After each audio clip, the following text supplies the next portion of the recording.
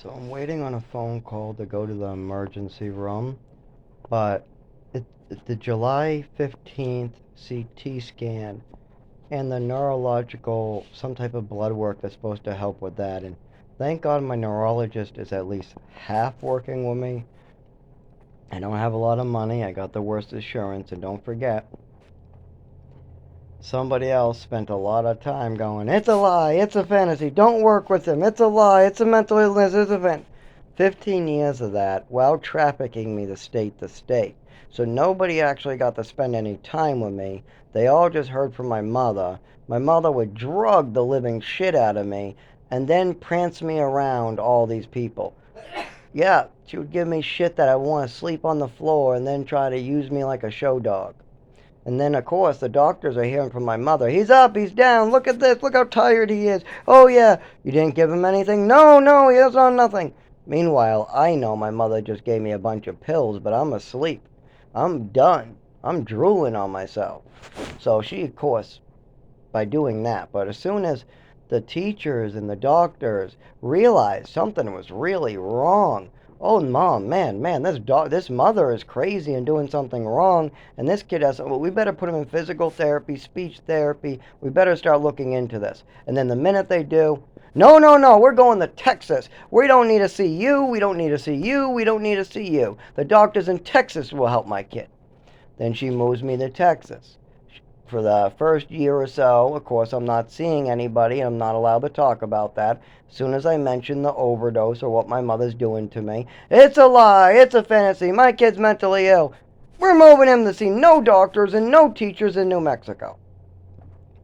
Then, after horrible shit happens there, no doctors, no teachers, just shit show. And don't forget, my parents are only allowed to see me 1 hour a month, so I'm having seizures in the woods. Meanwhile, all the other kids are inside already, and they're like doing count like we're missing a kid. Well, of course, I'm unconscious in the cold behind a tree. If they didn't wake me up, I probably would have died. I didn't know. I just was shaking. I sat down, and then I shook and went unconscious, and then woke up a little scratched up as somebody shook me and said, "You got," and I told them I couldn't. They helped try to carry me, but I was too heavy, and so they tried to like work with me inside. And then when I got inside, I kind of locked up on the floor. So they gave me some hot chocolate and a blanket. But I didn't know that those were called seizures until the doctors actually told me I was having seizures. And the doctors still don't exactly know what's going on thanks to my mother's and father's trafficking and lies. Now, my father isn't 100% responsible, but his neglect and his going, it's a lie, it's a fantasy, his lies, and the fact that he doesn't want to handle this and he wants his second wife's lies and his lies to be put in the stone, and he'd rather his son not be able to work ever again, not be able to collect Social Security ever, not be able to ever use a shelter, and on top of this, not ever be able to live indoors any time in his life. So I'll have to live like a squirrel in a tree. Wow, this is what my father wants for me, to live in the woods like an animal? All we have to do is clear this up, and then I go back to work as soon as I get medical treatment, Social Security, and I go to work. But this physical health issue needs to be handled, and as long as you guys are making up lies and fantasies and trying to cover your tracks, I can't do anything. And he's not going to get in any real trouble. He's 88 on Social Security. His properties are bought. And technically, I'll be speaking about my mother, not my father. My father's just present. He's just nodding his head, and he's being lied to as well. So my father doesn't even get into any trouble for this, but he thinks he is. My father keeps on thinking that somebody's after him, or Zach's is trying to get me into trouble, or no, no, no, he just wants my money. It's a fantasy. It's a lie. No, no, no, he's mentally ill. Meanwhile, you're calling swimming medals my mental illness, the proof at the doctor's. This is what you put down on paper. The swimming medal that I got in an orphanage that a staff member wrote on, that was given to me and put into a Lego box, that's your proof that I'm mentally ill. The fact that my mother is drugging the shit out of me with downers, uppers, side, heavy drugs. I've literally heard adults tell me taking one of my pills is like taking 100 Percocet. That is the description from anybody that accidentally took my pills. And my mother's giving me these like crazy. Not only that, she's mixing in her own pills, and she believes it's okay to give extra medication as a punishment, and she's trying to manipulate her son's behavior by fucking up his head. Like, for instance, the orphanage tried to build up my self-esteem by, when I treaded water the longest, giving me a little tiny brass medal.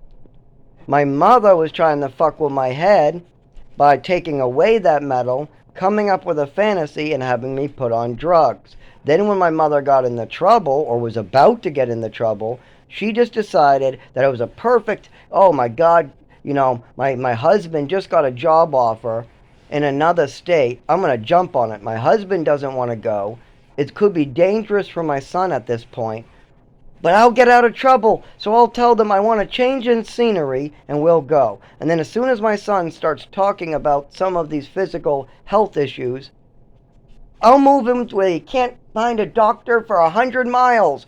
He'll be up in the mountains, so far from doctors, so far from teachers, he'll have to fucking beg for 20 rides to get to a doctor. Even if he needs a doctor, he'll die before he gets to an ambulance, so we'll send him over there. Then we'll bring him to Maine, no doctors, no teachers. And we'll keep pilling him up, too. I'll keep on slipping him my own pills. I'll keep on fucking with his head. Meanwhile, when we get back to Massachusetts and Chelmsford, I will really try to fuck with him, because those doctors love listening to me. I'll just find a doctor writing a book. He'll listen to me. Zach can draw pictures in the corner. He can try to draw some pictures. Whenever he says I'm lying or whatever, I'll just say it's a fantasy, and this doctor will write it all down on his file. Then we can get Zach on drugs for life. We can drug the shit out of him, and because I'm brainwashing him and lying to him, my son, he'll never figure it out. We have so much evidence here, so much proof, so many family members seeing these psychotic behaviors from my mother, but yet I'm the one who has to live in pain for the rest of his life, while the whole family tries to just be like, hey, it's all over. The Wicked Witch of the West is dead. The Wicked Witch is dead. The Wicked Witch is dead. That's what the whole family said at her funeral to me. Don't cry. She's gone now. She can't hurt you anymore. Yeah, but how about the damage she's done already permanently? How about that? What do we do about that? Huh? Anybody? Oh, that's right. They want me to die and take their secret to the grave. My father doesn't want his dirty little secret getting out. Meanwhile, I have open arms for him. He won't get in any trouble. He can save his son's life easily, but he'd rather keep his dirty little secret to himself and let me die in the woods so I can never work. I mean, he's basically made it so I can never work. I can't collect Social Security because he's already lied to Social Security. I can't literally use a shelter because my disabilities aren't established. So as soon as any shelter sees my disabilities, I'm not allowed to come back until a doctor gives me documentation, which after 25 years is almost impossible. So I'm not allowed to use shelters. And my speech and movements get affected outdoors in the cold, so I fall down and have seizures. So ambulances grab me all the time. So I only can be in tents for 3 months a year. So what do? Oh, I die. I die for them. That's what my father wants. He just wants me to die for him. And if he says, no, we know everything. We know everything. My father hasn't looked at a fucking thing, I don't know, in like 20 years. He wasn't paying attention to nothing in New Mexico. He wasn't doing nothing. There was no doctors or teachers in Maine. When we went to Massachusetts, they tried a little bit, but the teachers had no clue what was wrong with me. They knew I had health issues, and I'm missing 3 years of education. Then on top of that, my father and mother decided it's okay to up my medication, start drugging the shit out of me. I'm tired, drooling every morning. You got problem after problem, and he's drugging the shit out of me, and all he had to do was stop. Just give me Ritalin and a Xanax in the afternoon, get my neurological disorder diagnosed, get your wife on pills already, and don't let her get into the medicine cabinet. Don't let your wife give medicine to your child, because we already know your child's talking about something at the doctor's office. You were there. Even if my father doesn't remember, we can go get the paperwork. If he doesn't believe me, he can work hard and get the paperwork. This is something serious, but no. He wasn't there when I was living outdoors for 4 years. He hasn't been here in the whole 8 years I've been sober in New Hampshire. And the whole time I was having seizures on the side of the road from his choices. Meanwhile, I have infections in my mouth. I'm having to figure out how to keep going, how to keep my rent paid with a neurological disorder that's not being treated that my father created, a dry mouth condition that's rotting out my teeth causing infections, and on top of this, I'm having seizures on the side of the road, not making it to work, and I'm about to have an eviction notice, and I can't get any Social Security or help with any of these problems because my mother and father continue to spread fantasies and lies and mental. He's a fantasy spinner. He's a liar. He's a thief. Whatever gets them off the hook. You know what happens when you do this to somebody? They fucking cheat you badly. They come into your house, tie you up, put a bag over your head, chop you into pieces, and then run away. I'm not that type of person. I'm the type of person to give forgiveness and a million chances. Well, my father's on 25 years of chances, 25 years of seeing me get hurt by my mother. My mother's even dead. My mother's dead. Explain to me why my mother drank with 20% of her liver failing, and tell me you told the doctor about it. You didn't lie at the doctors?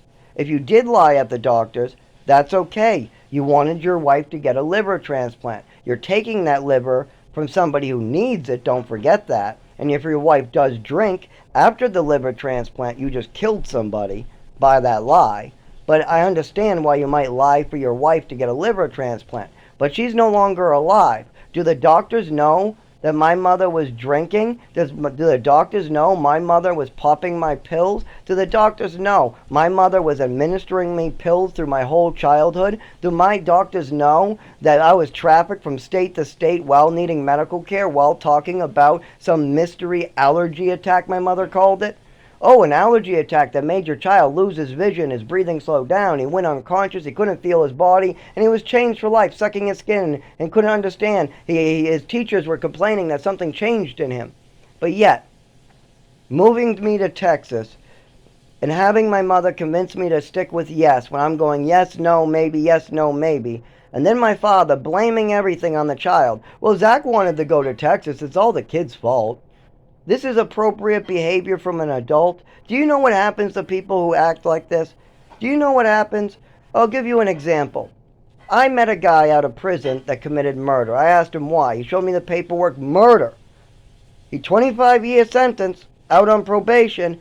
Murder was what he was sentenced to prison for. I said, what the fuck? Who did you murder? I don't want to be near you. He goes, no. Read the paperwork. I couldn't read it. I said, what does this say? He goes, well, my business partner and me, we invested in a company. He took the money out and ran off to many other states, and then I lost everything.